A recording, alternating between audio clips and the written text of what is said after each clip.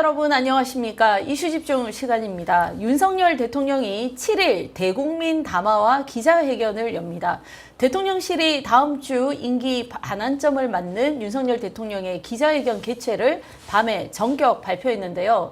명태균 녹음 파일과 공천 개입 의혹, 김건희 여사 특검 등 최근 제기된 모든 의혹에 대해 윤 대통령이 직접 설명할 전망입니다.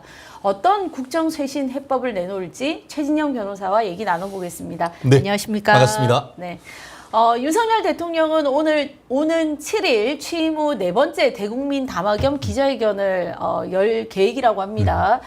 사흘 전인 어젯밤 전격적으로 결정되고 발표했는데요. 그 배경 뭐라고 보십니까?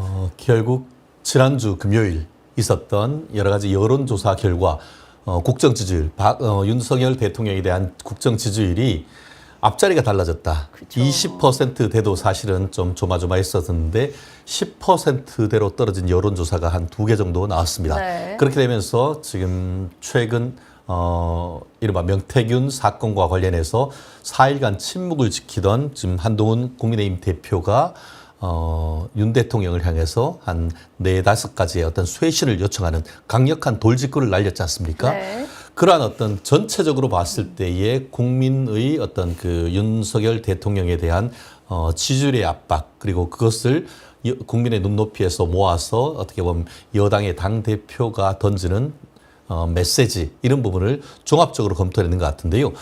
말씀하신 것처럼 전격적으로 지금 결정됐다라고 하는데, 원래는 지금 그 에이펙 회담이라든가 아니면 그런 해외 일정을 순방을 마치고 나서 11월 말경에 대국민 담화를 발표할 계획으로 있다가 네. 지금 국내 정세가 특히 그 지지율이 급박하게 돌아가니까, 그렇다고 하면은 이 시점에서는 좀 결단해야겠다라는 것을 그 나름대로 주위에서 말씀을 드렸고, 또 윤석열 대통령께서 어제 전격적으로 그와 같이 다가오는 11월 7일 날 대국민 담화, 그리고 담화뿐만 아니고 일일이 기자들의 질문에 답변하겠다까지 네. 해서 나름대로 국민들과의 소통을 하는 모습을 보인 것은 나름대로 의미 있는 결단이 아니었나 평가를 합니다. 네. 어제 시정연설에 불참하지 않았습니까? 뭐 그걸 보고 사람들 해석이 좀 분분했어요. 뭐 좀 회피하는 거 아니냐, 또는 어차피 나와봐야 야당한테 이렇게 뭐 굉장히 모욕을 당할 거기 때문에 나오지 않은 거다. 또 뭐 일각에서는 잘했다 못했다 뭐 이런 평가가 있는데, 기존의 그 윤석열 대통령이 피를 흘리더라도 돌을 맞고 가겠다, 이런 정면 돌파의 의지, 이런 것들은 좀 한 발 후퇴한 모습 아닌가 이렇게 생각을 했거든요. 근데 그렇습니다. 어제 저녁에 이제 대국민 기자회견을 하겠다는 거는 뭔가 이 정면 돌파의 의지를 좀 보여주려고 하는 건가요? 저 또한 그렇게 평가를 하는데요.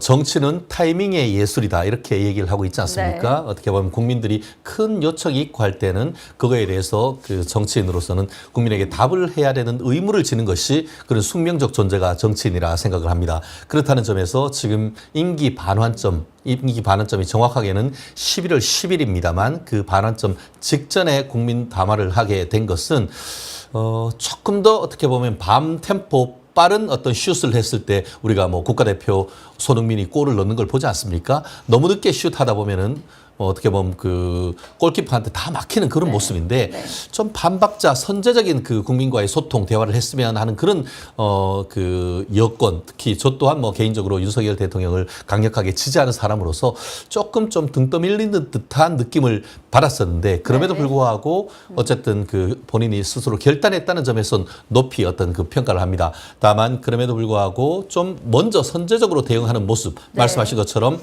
뭐든 내가 돌을 맞는다 하더라도, 비를 맞는다 하더라도 그 길을 가겠다라고 했다고 하면은 시정연설 또한 민주당 쪽에서 앞에서 피켓팅을 하고 뭐 물러나라, 임기 단축하라는 걸 있다 하더라도 그 시정연설은 앞에 있는 민주당뿐만 아니고 전체에 있는 국민들을 향한 메시지이기 때문에 조금 돌을 맞는다 하더라도, 정말 심지어 계란을 맞는다 하더라도 어떻게 보면 국민들 앞에 떳떳하게 나서가지고 어떻게 보면 드릴 말씀은 드리고, 또 나름대로 어떤 국민들 눈높이에 말씀을 했었다고 한다고 하면은, 만약에 이번에 지금 말씀드린 것처럼 그 시정연설에 윤 대통령께서 직접 나와서 말씀을 놔뒀다고 하면은 11월 7일 날 이와 같은 그 긴급 기자회견을 할 네. 필요가 없었겠죠. 네. 그렇게 된다고 하면은 11월 말쯤 지금 뭐 내일 오늘 오후부터 미국에 이제 현지 시각으로는 미국 대통령 선거가 있고 그 이외에 어떻게 보면 APEC 회담이라든가 여러 가지 정치 일정이 그 외교 일정이 많기 때문에 그때 했을 수도 있었는데 네. 결국은 지금 시정연설에 국무총리께서 시정연설을 대독함으로 인해 가지고 결국 뭐 부득이하게 지금 반환점 돌기 직전에 국민 앞에 서야 되는 그런 어떤 약간의 어떤 위기 그런 상황을 맞이하는 것이 아닌가 평가를 해볼 수 있을 것 같습니다. 윤 대통령 입장에서는 사실 이제 국회의원들이 좀 한마디로 꼴보기 싫을 수 있을 것 같아요. 왜냐하면 네네. 민주당은 뭐 사사건건 뭐 대통령뿐만 아니라 그 여사 문제는 계속 지금 발목을 잡고 있는 것이고 특검법을 지금 세 번째 발의한 그렇죠. 거 네네. 아닙니까?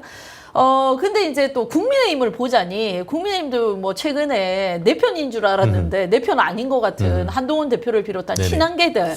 그러니까 이제 국회를 볼 때 국회만 보는 것이 아니라 사실은 국회는 국민의 대표이기 그렇죠. 때문에 네. 국회의원을 개별적으로 또 뭐 당으로 생각하면 사실 기분 나쁘고 진짜 뭐 대화 안 하고 싶을 수도 있지만 결국은 국민의 대표다. 국민을 바라보는 입장에서 국회를 생각했다면 사실은 시정연설에 나오셨을 것 같아요. 그렇습니다. 네. 사실 그 부분과 관련해 가지고는 이번에 그 한동훈 대표의 5가지 어떤 그 요청, 뭐 대국민 사과라든가 아니면 김건희 여사의 어떤 활동 중단 그리고 또 대통령실의 개편과 개각 이런 부분이 마치 야당 대표 아니야? 하는 그런 생각을 가지는 것은 저뿐만 아니고 많은 분들이 생각을 하실 겁니다. 그렇지만 그러한 어떤 그 시각이 국민들의 어떤 눈높이를 봤을 때 적어도 지금 같은 경우에는 한동훈 대표가 얘기하면서 지금은 법적으로 국민들한테 설득할 때는 넘었다. 네. 오히려 정치적인 맥락에서 국민들과 소통하고 국민들에게 사과를 함으로써 새로이 국민이 어떻게 보면 투표를 했던 사람들조차 지금 지지율을 거두어두는 상황 속에서 그 마음 한마디로 집토끼들의 마음을 다독여야 되는 그런 타이밍이라는 것이죠. 결국 우리가 그 고사성어에도 있듯이 양약고어구 충원여거의 좋은 약은 입에 쓰고 충성스러운 그 충원은 귀에 거슬린다라고 하는데 지금으로서는 적어도 그 한동훈 그 대표를 비롯한 이 국민의힘 에서 나오는 메시지가 국민들의 지금 있었어요. 어떤 시중의 어떤 여론을 조금 더 대변하는 그런 쪽이 있다. 그것은 사실 지금 각종 여론조사에서 봐도 통상 그 대통령의 임기 중간쯤은 대통령의 지지율이 여당의 지지율보다 조금 더 높은 것이 일반적인 흐름인데 최근 보면은 국민의힘의 어떤 그 지지율이 대통령 지지율보다 거의 2배에 가까운 이런 상황이라고 한다고 하면은 한동훈 그 대표 입장에서는 어떻게 보면은 그런 여론을 견인하기 위해서 사실은 고뇌에 찬 어떤 고언이었다. 저는 그렇게 평가를 하고 싶습니다. 네. 한동훈 대표가 공개 요청한 5대 사안에 대해서 이 대통령께서 얼마나 구체적인 답을 내놓을지 관심이 쏠리고 있는데요. 하나하나 다 설명을 하실까요? 설명일까요? 사과일까요?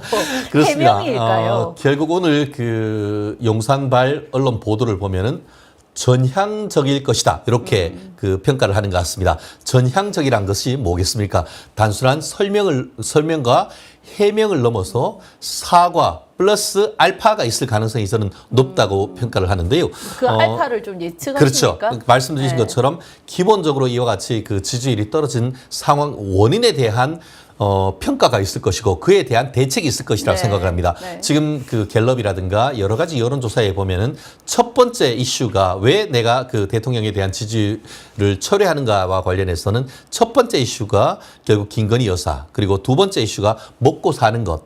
사는 게 너무 힘든다는 네, 것이죠. 네. 그 외에도 뭐 그 소통과 관련해서 불통이다 그런 이미지들이 있는데 결국 그 사모님 뭐 아들 딸도 아니고 같이 어떻게 보면은 그 잠을 자고 가장 가장 근거리에 가까운, 있는 가까이 네, 있는 김건희 여사에 대한 어떤 사과. 참 남편으로 사기는 정말 싫고 정말 그 심리적으로 그 부분에 대해서는 공감하기 어려운 점도 적지 않을 것이라고 생각합니다. 왜냐하면은 민주당에서 제기하는 굉장히 많은 의혹들이 사실과 다른 부분들이 너무나 많았던 것 아니겠습니까? 네. 그렇지만 각종 좌파 언론들이 계속 그걸 물고 늘어지면서 어떻게 보면 마치 그것이 진실인 양 이루어지면서 많은 국민들이 실망을 하고 그런 네. 부분인데요. 네. 그렇기 때문에 저는 개인적으로 윤 대통령이 맞는 건 맞고 아닌 건 아니다라고 얘기를 하면서 다만 한동훈 대표가 얘기하는 것처럼 어떻게 보면 일개 정치 브로커와 대통령 당선인이 전화까지 하면서 그와 같은 것이 공개된 자체가 윤 대통령과 정부 여당을 지지하는 사람으로서는 자괴감을 느끼는 건 아니겠습니까? 그러한 행위 자체, 이와 같은 정치 상황 자체에 대한 사과, 대통령 국정 책임자로서의 어떤 사과는 분명히 저는 해야 된다고 봅니다. 다만 그 김건희 여사와 관련해 가지고는 수위를 어느 정도 할지에 대해서는 지금 좀 지켜봐야 될 것 같은데요. 일정 부분은 지나치게 부풀린 점이 있고 사실과 다른 부분이 분명히 있고 네. 어제 같은 경우에 민주당에서 공개했던 그 여러 가지 녹취록 중에서 이 명태균 씨와 대통령 취임 전날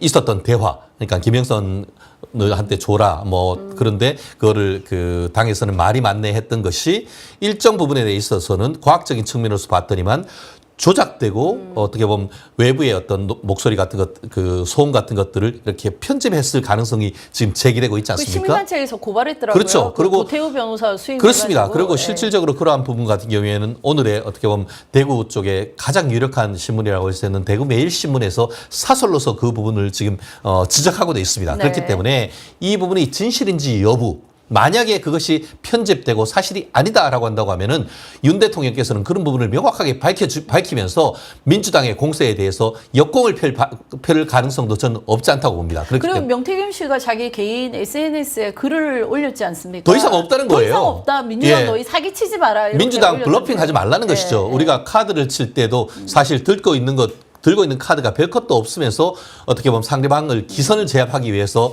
이른바 뻥카 날린다고 하잖아요. 블러핑을 하는 것인데 네. 그렇게 하지 말라라고 지금 명태균 씨 자체가 지금 얘기하고 있는 입장인 것이고. 그러니까 대통령과의 대화 녹취는 민주당 너희가 더 이상 갖고 있는 게 없지 없다. 않냐. 예, 이 말이죠. 그런 것이죠. 예. 그렇기 때문에 말씀드린 것처럼 이런 그 어떤 상황이 자체가 된 것, 이런 상황 자체, 대통령의 육성이 공개되고 이런 상황 자체에 대한 정치적인 어떤 최고 국정 책임자로서의 국민에 대한 사과, 이런 네. 부분은 좀 필요하다고 봅니다. 네. 그렇지만 사실관계를 또 밝혀야 되는 부분은 어떤 추후의 수사라든가 아니면은 그 당내의 여러 가지 어떤 절차를 통해서 밝힐 것은 밝혀가지고 사실이 아닌 것은 아니다라고 선을 그어주는 나름대로의 어떤 그 지혜가 필요하다라고 생각을 하고, 더불어서 지금 잘못을 떠나서 그 김건희 여사와 관련되는 것은 어쨌든 지금 최근에 그 가장 어떻게 보면 윤 대통령의 지지율이 높았던 대구 경북 지역에서도 네. 이 지지율이 두 자리 숫자, 그러니까 10%대 이하로 넘어가는 이런 상황과 관련해 가지고는 김건희 여사의 어떤 본인의 입으로의 어떤 그 사과라든가 다른 어떤 재발 방지책으로서의 어떻게 보면 제2부속실, 더불어서 지금 얘기가 되고 있는 특별감찰관 제도, 이런 걸 통해 가지고 제도적 장치를 마련함으로써 국민들에게 다가가려는 모습, 그리고 지금 있는 것에 대한 사과, 그리고 재발 방지를 위한 제도적인 어떤 제도화, 이런 것을 던짐으로써 지금 현재의 악화가 되는 어떤 그런 여론의 흐름을 끊어놓을 수 있는 결단의 어떤 모습을 보이는 것이 11월 7일이 돼야 된다고 저는 확신을 합니다. 네.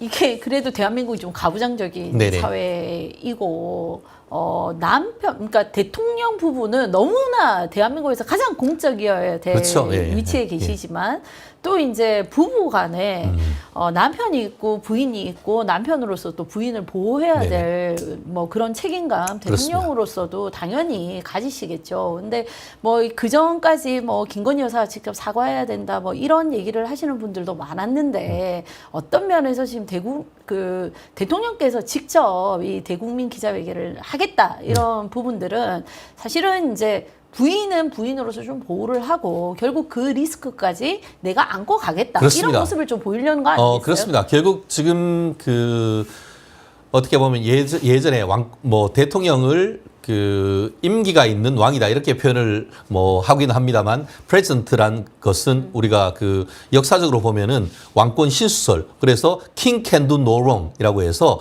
왕은 잘못을 할 수가 없어요. 그래서 왕이 사과는 있을 수 없었다는 것이 지금 서구의 정치 철학입니다. 그렇기 때문에 국정 최고 책임자로서 왕은 아니지만 어쨌든 대통령으로서 사과한다는 것은 정치적으로 굉장히 큰 위험을 부담을 하는 겁니다. 네. 특히 지금 민주당이 말은 직접 탄핵을 얘기를 하고 있지 않습니다만 내려와라 뭐라고 하면서 탄핵을 얘기하고 있고 지금 조국당 저는 조국혁신당이라고 말을 안 씁니다. 혁신이 없기 때문에 예, 조국의 그 조국당에서도 지금 네. 탄핵 사유를 지금 뭐 언론에 지금 배포하겠다라고 하는 이 시점에서 윤석열 대통령이 대국민 담화를 하면서 거기에 직접 사과를 한다는 것은 정말 큰 모험이라고도 볼 수밖에 없는 것입니다. 네. 그럼에도 불구하고 지금 현재에서 민심을 이제 다시 위로를 하고 다시금 어떻게 보면 그 마음이 약간 떠나 있는 분들을 재결집시켜서 국정 동력을 얻어가기 위해서는 지금 불가피한 선택이다라고 저는 판단을 합니다. 그렇기 때문에 지금 그 윤 대통령 같은 경우에는 직접적으로 나와서 김건희 여사를 대신해서 어떻게 보면 남편의 입장에서 어떻게 보면 뭐 부부는 일심동체라고 하는 거 아니겠습니까? 그러면은 윤 대통령께서 직접 사과를 한다는 것은 사실상 김건희 여사께서 직접 사과하는 것이나 동일한 것이다. 그리고 또 뭐 그렇다고 한다고 하면은 김건희 여사는 특별한 어떤 의사를 떠나서 앞으로의 어떤 그 외교 활동이나 이런 관계에 있어서의 어떤 그 활동 이외에 국내 활동은 최소화시키는 그런 모습을 보인다고 하면은 네. 지금 적어도 지금 거센 여론의 반발은 충분히 지금으로서는 어느 정도 그 방파제 역할을 할 수 있지 않나 하는데 나름대로 그러한 어떤 그 판단을 윤 대통령께서 지금 결단을 내리신 것이 아닌가 생각합니다. 근데 저는 한편으로는 좀 안타까운 게 이상하게 이제 김건희 여사가 무슨 국민 밉상처럼 자꾸 이렇게 되고 민주당의 공격에 빌미가 되고 뭐 민주당 입장에서는 대통령의 가장 약한 고리가 김건희 여사다 그렇죠. 이렇게 지금 생각하고 전략을 짜고 있는 것 같은데 여사의 어떤 행위들이 법적으로 또는 뭐 심각하게 사회에 문제를 일으켰다? 이렇게 지금 밝혀진 거는 없지 않습니까? 그런 거는 정말 없습니다. 네. 그렇기 때문에 결국 그런 부분에 있어서는 그 민주당과 좌파 언론의 어떻게 보면은 그 프로파간다에 놀아나는 이런 부분들이 선동에 굉장히 많죠. 놀아나는 거죠. 그렇죠. 예. 특히 지금 같은 경우에는 지금 마치 이제 그 김건희 여사가 어떻게 보면 국정에 어떻게 감나라 배나라 뭔가를 했다라고 하는 얘기를 하고 있습니다만 지금 김태균 씨가 그 전화를 하고 했던 내용들도 보면은 대통령이 되기 이전 취임하기 이전에 있었던 내용들이고 그리고 지금 김태균 씨나 강혜경이라 이런 사람들은 자기 사업을 했던 사람들이에요. 네. 그리고 지금 보면은 여러 가지 본인들의 어떤 그 정치안법 위반이라든가 이런 부분을 감추기 위해서 어떻게 보면 그 검찰의 수사에 예봉을 피하기 위해서 민주당이란 것을 이용을 해서 자기들의 어떤 형사 책임을 면탈하기 위한 과정에서 윤석열 대통령이란 사람 그 국정 최고 책임자를 공격하는 그런 행태를 보이고 있단 말이에요. 네, 그렇기 네. 때문에 현재 나오고 있는 것이 사건의 실체적 진실이라고 단정할 수가 없는 겁니다. 네. 그리고 말씀드렸듯이 형사 책임이란 것은 알다시피 이제 불이익한 유추 적용은 할 수가 없습니다. 말씀드린 것처럼 공직선거법 위반이라든가 여러 가지 문제는 이 그 대통령이 어떻게 보면은 공무원이 돼야 대통령으로 취임을 했을 때에 어떻게 보면 정치적 중립 의무라든가 이런 위반이 되는 것이지 대통령 취임하기 이전이면 그게 하루 전날이라 하더라도 대통령 당선인으로서는 공무원이라고 볼 수가 없는 겁니다. 네. 그렇다고 하면은 그때의 여러 가지 어떤 정치적 의견을 당내에 제시를 했다 하더라도 그것은 대법원 판결과 헌법재판소 결정이 할 때에도 정치안법 위반이 되지 않는 겁니다. 네. 그거를 마치 민주당 같은 경우에는 그게 그거지라고 하지만 그것은 정치적으로는 그런 식으로 비판을 할 수 있을지 모르지만 네. 법적으로 봤을 때는 불이익한 유추 적용은 안 되는 겁니다. 그렇기 네. 때문에 대통령 당선인으로서의 취임하기 전에 당의 어떤 그 본인의 어떤 그 공천과 관련된 의견을 제시하는 것만 가지고는 그 공직선거법 위반이라고 볼 수가 없는 것은 명확합니다. 아니, 중요한 거는 해줬다도 아니잖아요. 아니죠. 당에서 되지도 않은 건 반발이 아니겠습니까? 많다. 예, 반발이 예. 많다. 이거를 그렇죠. 뭐 알려준 건데 물으니까 모른 그렇죠. 척 할 수 없으니. 그렇죠. 예, 예. 뭐 선거 때 우리도 선거 해보면 얼마나 많은 사람들이 도와요. 근데 예, 예. 그 도왔다는 거를 내가 인지하는 경우도 있지만 사실은 구체적으로 뭘 도왔는지는 모르겠는데 도왔다고 하니까 아이고 감사합니다 그렇죠. 하는 경우도 예. 많거든요. 그렇죠. 그렇기 근데 때문에 뭐 그런 분들이 뭔가를 부탁을 하면 적어도 뭐 알아는 보고 그렇죠. 또 뭐 결과에 대해서는 또 뭐 어느 정도 그게 사실이든 아니든 네네. 확인된 거든 아니든 또 이렇게 얘기를 해 줄 수밖에 없는 게 선출직들의 그렇습니다. 입장이거든요. 그게 이제 그 선거를 해보면은 뭐 예를 들어서 뭐 황보 의원님도 그렇게 했습니다만 당선되고 나면은 지역에 가면은 그 지역구 의원을 당선시켰다고 하는 사람이 100명은 넘는다는 건 아니겠습니까? 100명요? 거의 뭐 수만 명인 것 그렇죠. 같은데요. 그렇듯이 네. 선거를 할 때는 많은 사람들이 와서 해야 되고 그 사람들이 한 표 한 표가 모여서 당락을 결정하는 거기 때문에 네. 그분들에 대해서 뭐 대통령 말대로 매정하게 박정하게 하기가 그럼요. 어려운 건 아니겠습니까? 한 표라도 아이고 감사합니다 그렇습니다. 할 수밖에 없어요. 그렇기 때문에 네. 우리가 그런 얘기하는 건 아니겠습니까? 당선되게 하기는 어려워도 낙선하게 되기는 쉽다는 것이 바로 그 말이기 때문에 정치인, 특히 선출직 공무원의 숙명일 수밖에 네. 없습니다. 이러한 내용이 민주당 쪽을 이렇게 넘겨보면 그런 일이 없겠습니까? 아유 그럼요. 이게 누구라도 도와줬다 하는 사람한테 그렇습니다. 네가 얼마나 도와줬냐 확인할 수도 없고요. 그렇습니다. 예. 그다음에 박절하게 예. 뭐 감정 상하게 절대 해서는 안 되거든요. 그렇죠. 그렇기 때문에 네. 이제 특히 이제 그리고 우리가 선거를 해보면은 후보자의 역할도 중요합니다만 후보자의 배우자 역할도 굉장히 큽니다. 심지어 어떤 분들 같은 경우에 남편이 뭐 여러 가지 문제로 해서 깜빵 가면은 배우자가 나와가지고 재보궐선거에 와서 당선되는 케이스가 있을 만큼 맞습니다. 네. 그만큼 어떤 배우자의 역할이 굉장히 큽니다. 우리는 지금 딱 떼어놓고 지금 그 김건희 여사가 어떤 그 선거에 국정농단을 했네 그런 식으로 얘기를 하고 있습니다만 민주당 170여 명의 국회의원 분들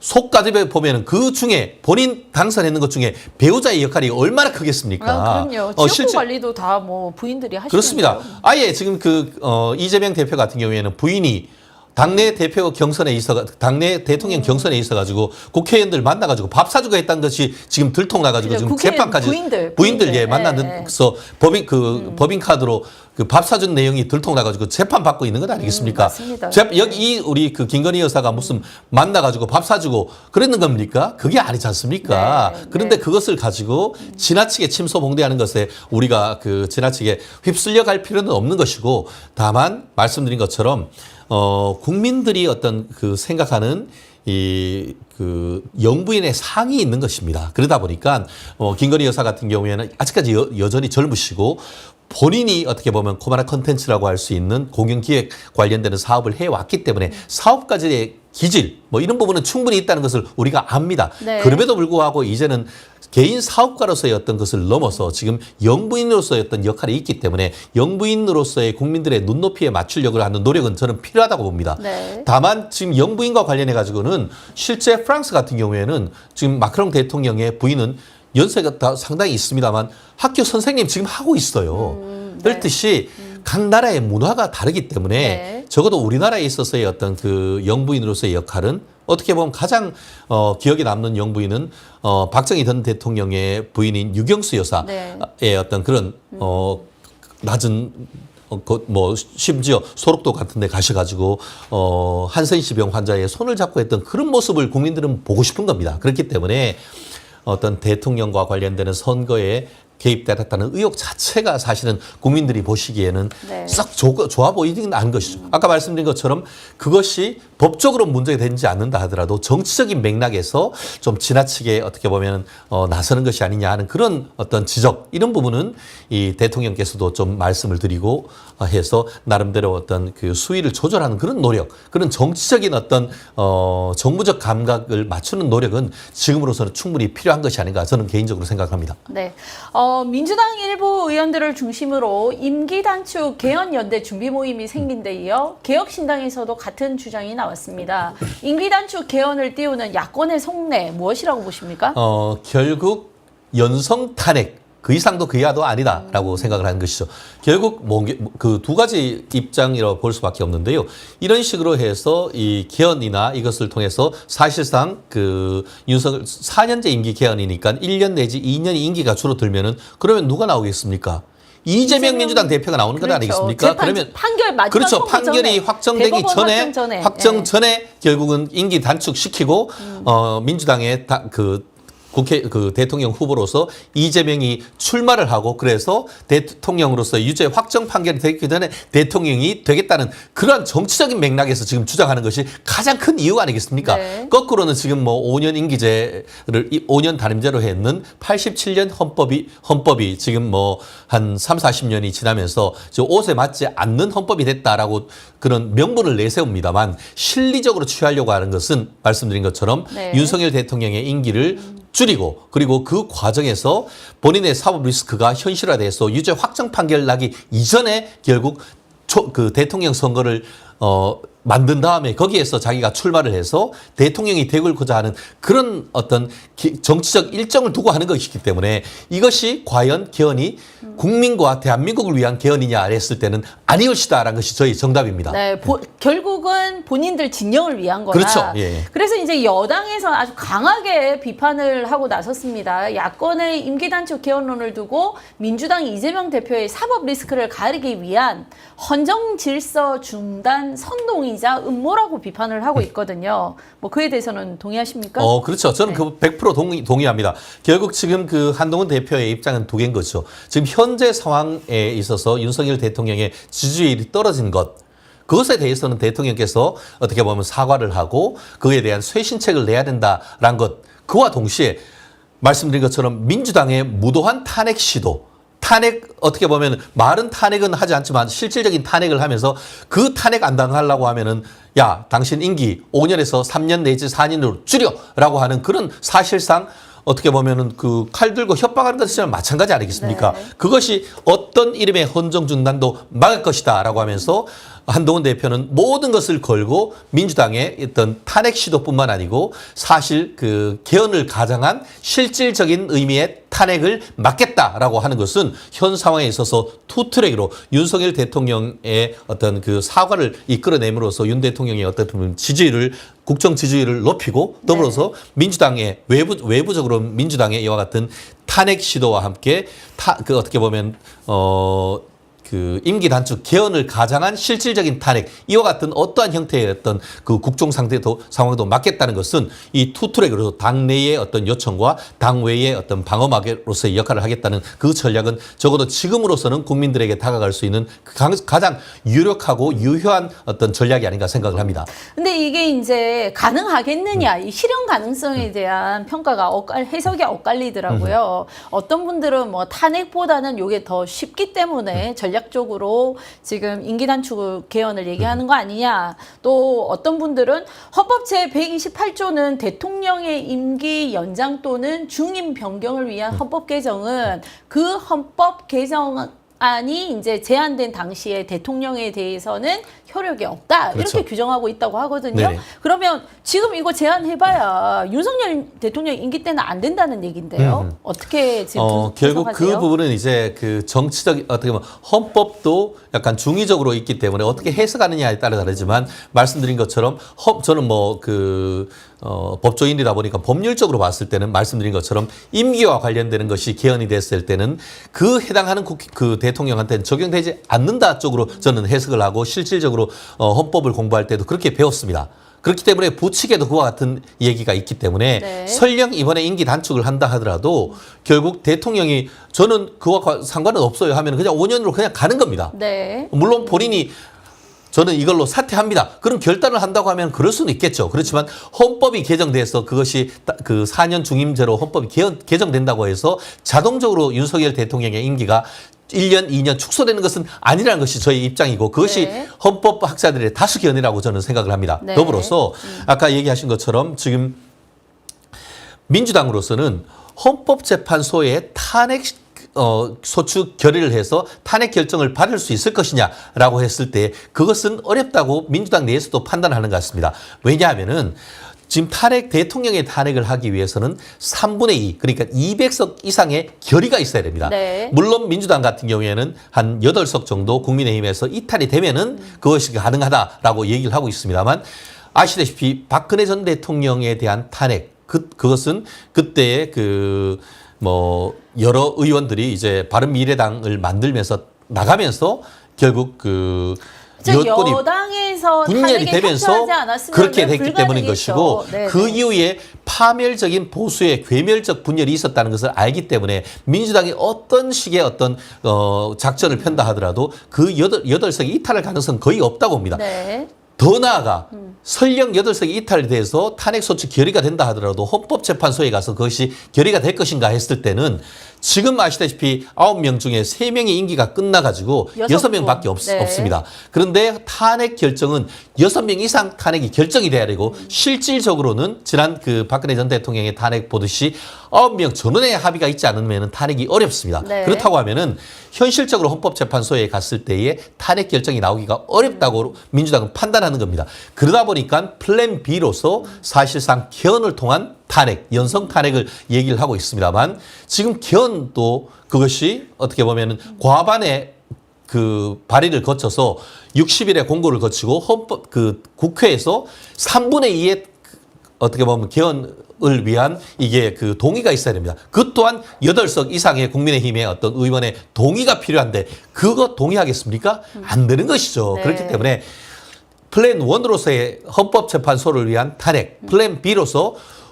개헌을 통한 연성 탄핵, 이 또한 네. 사실상 불가능한 것이고 제일 마지막에 그렇게 탄핵으로 개헌을 한다 하더라도 지금 헌법에 의할 때에 대통령의 임기와 관련되는 개헌은 그때의 대통령에게는 적용되지 아니한다라고 돼 있기 때문에 윤석열 대통령이 스스로 물러나지 않는 한은 적용되지 않는다. 이것으로 제 말씀을 정확하게 그냥 정리해 드릴 수 있습니다. 참 이 국민들이 정확하게 아셔야 되는 예. 게 민주당이 계속해서 무슨 탄핵 얘기하고 또 이렇게 임기 단축 개헌 얘기하고 국민들은 정말 탄핵 당하나?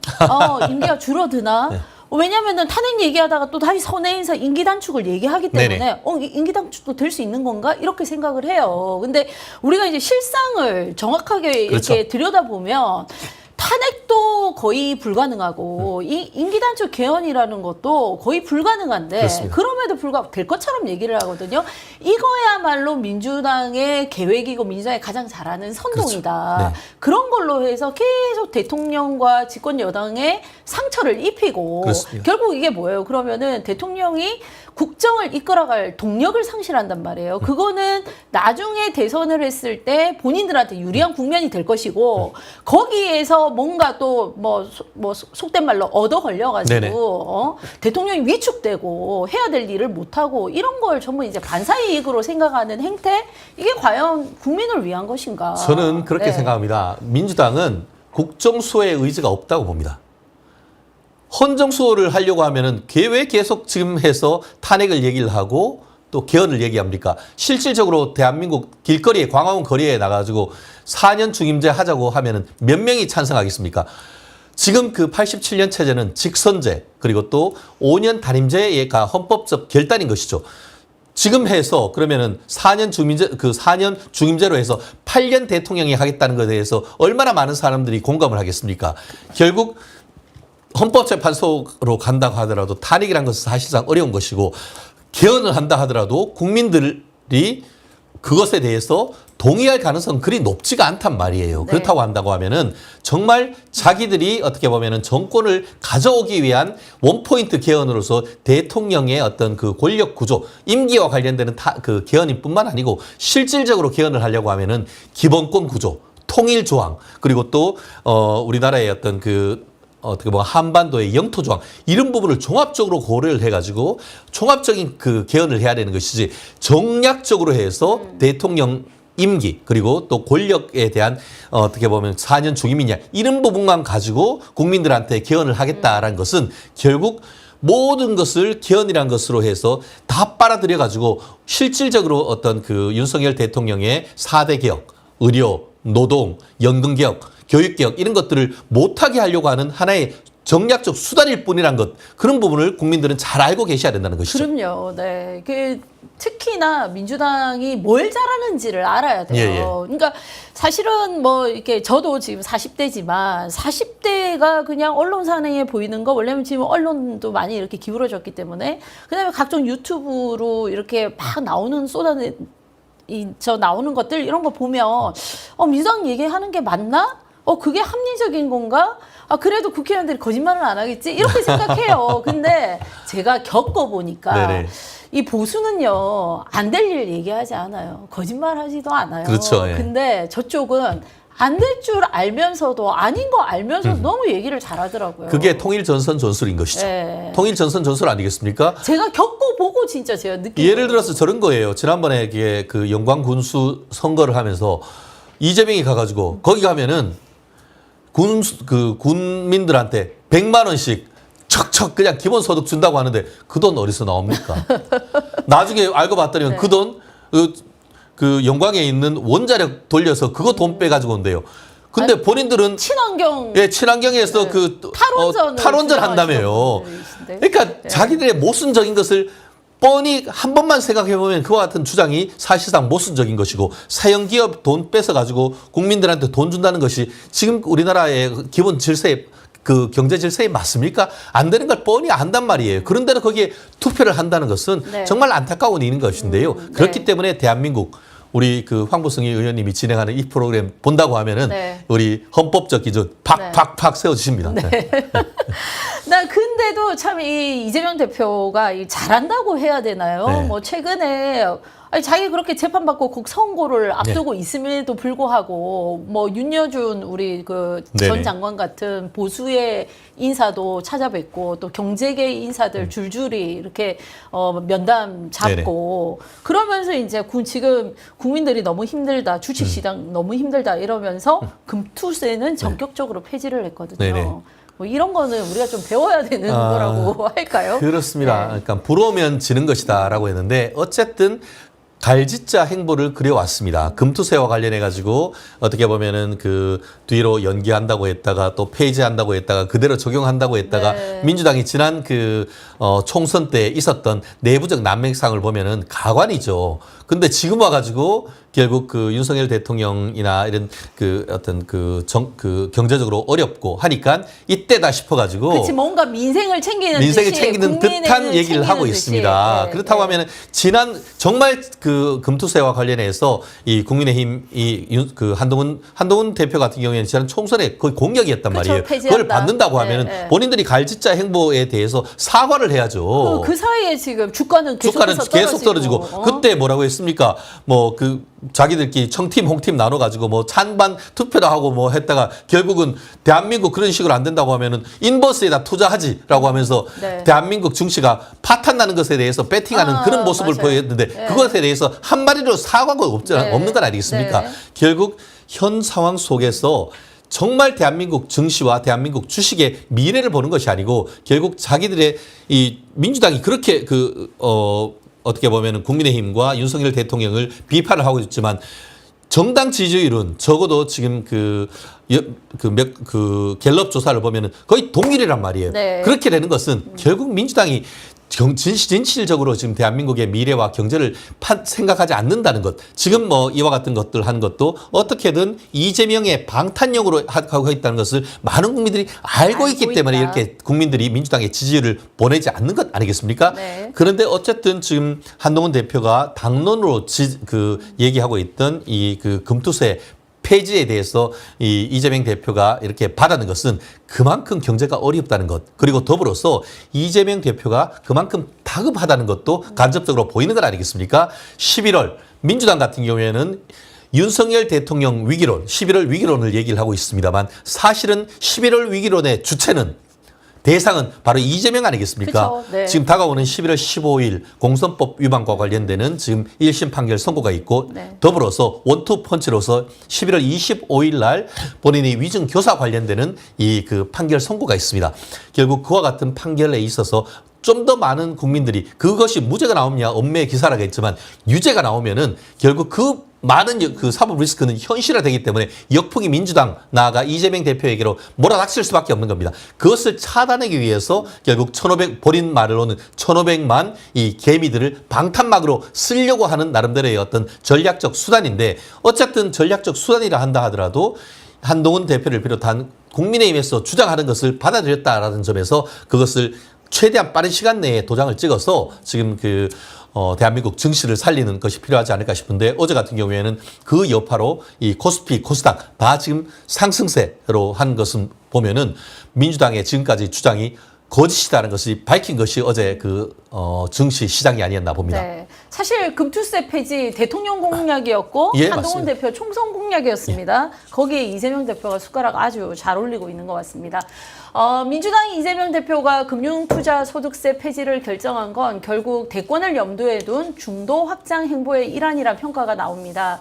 민주당의 원칙보다 1,500만 주식 투자자를 택한 것, 결국 집권을 기준으로 볼 때 어떤 게 도움이 되느냐를 따진 행보로 보입니다. 오늘 말씀 여기까지 듣겠습니다. 감사합니다. 고맙습니다.